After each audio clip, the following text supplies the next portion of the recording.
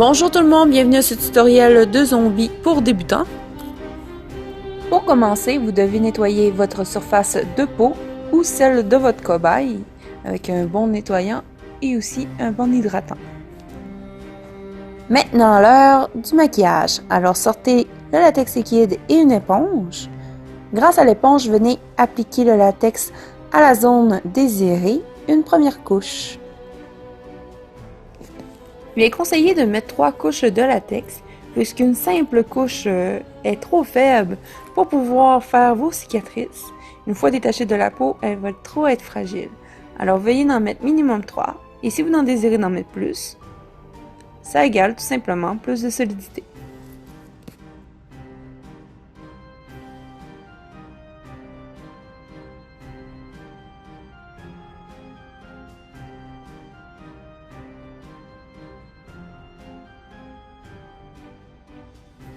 Une fois que vous avez appliqué votre première couche de latex, vous pouvez utiliser le séchoir pour être un peu plus rapide, mettre la deuxième couche, sécher encore et remettre une troisième couche, et si vous désirez, de sécher à nouveau.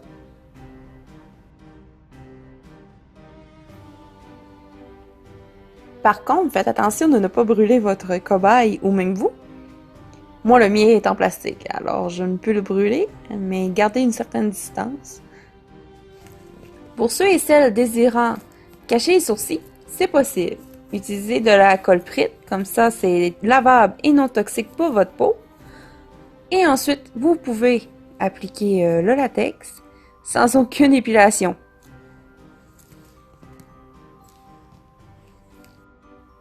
Pour l'étape suivante, veuillez utiliser de la poudre de bébé. L'appliquez directement sur votre latex pour que celui-ci ne se colle pas ensemble comme un velcro. Alors l'appliquez sur le dessus et ainsi, lorsque vous allez ouvrir votre cicatrice, n'en appliquez en même temps pour pas que le latex se colle. Ainsi, grâce à la poudre de bébé, vous allez pouvoir garder une peau pendante et non avoir une peau toute ratatinée. Pour l'ouverture de votre cicatrice, pincez simplement ou venez gratter tranquillement pour pouvoir réussir à percer un trou dans le latex. Et ensuite, grâce à un pinceau et de la poudre de bébé, y aller graduellement pour ouvrir votre plaie.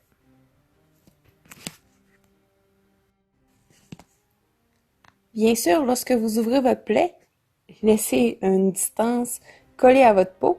Alors décollez pas tout, sinon tout va s'enlever.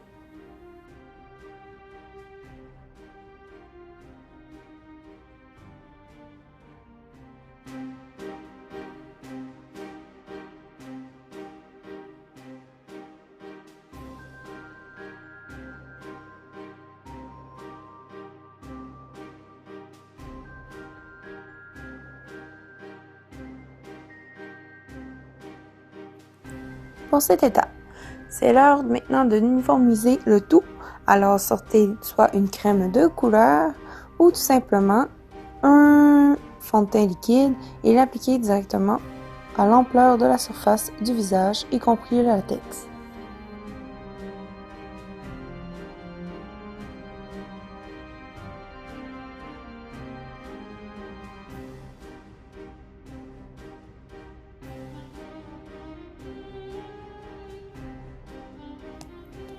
Il faut maintenant donner un teint pâle à notre zombie. Alors théoriquement sa peau est morte, alors sortez soit du vert, du noir, du rouge, du mauve ou même du brun, que vous allez venir éclabousser à l'aide d'une brosse à dents, directement sur le visage.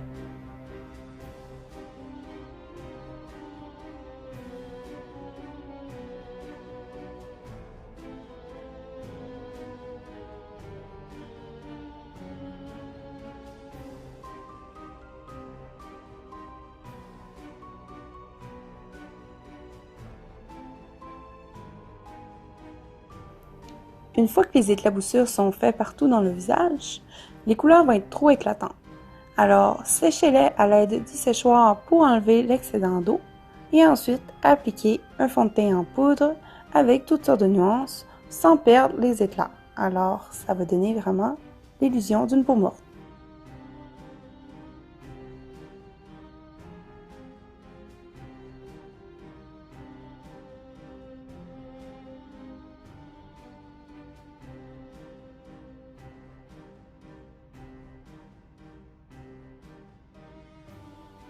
Pour le regard d'un zombie, il faut assombrir les creux des yeux et aussi les rougir.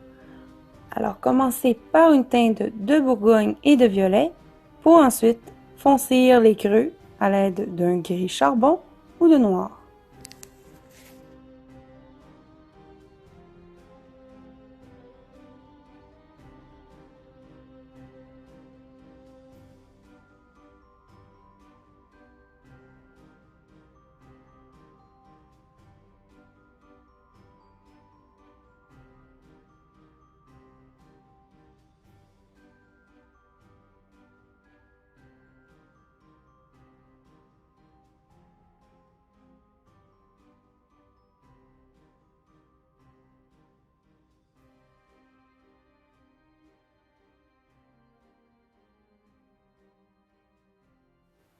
Pour garder l'aspect réaliste lorsque le sang va être plus sèche, veuillez appliquer tout simplement du noir en couche de fond dans toutes les plaies où ce que vous allez ajouter votre sang.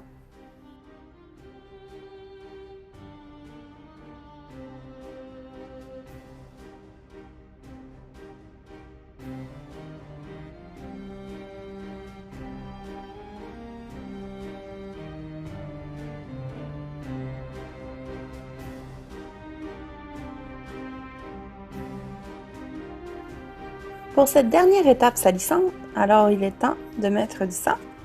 Moi j'aime bien le sang qui est à base de sirop de maïs puisqu'il est gommant et en plus il se tient sans être non plus trop sèche et garder son aspect réaliste. Pour avoir encore un aspect encore plus réaliste, des plaies ouvertes, moi j'aime bien ajouter de la ouate à travers mon sang. Et puisque le sang est gommant, ma ouate peut tenir tout seul.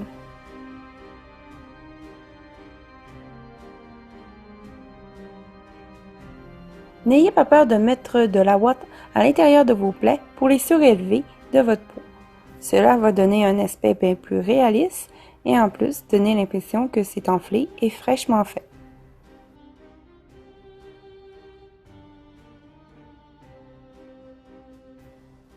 Pour le sang, j'ai bien une préférence lorsque je fais un zombie, c'est le Dark Venus. En premier lieu, j'ai utilisé le Sage Blood qui est beaucoup plus clair, mais je viens le peaufiner avec le Dark Venus qui est vraiment, mais vraiment plus sombre et qui ressemble plus d'un sang caillé.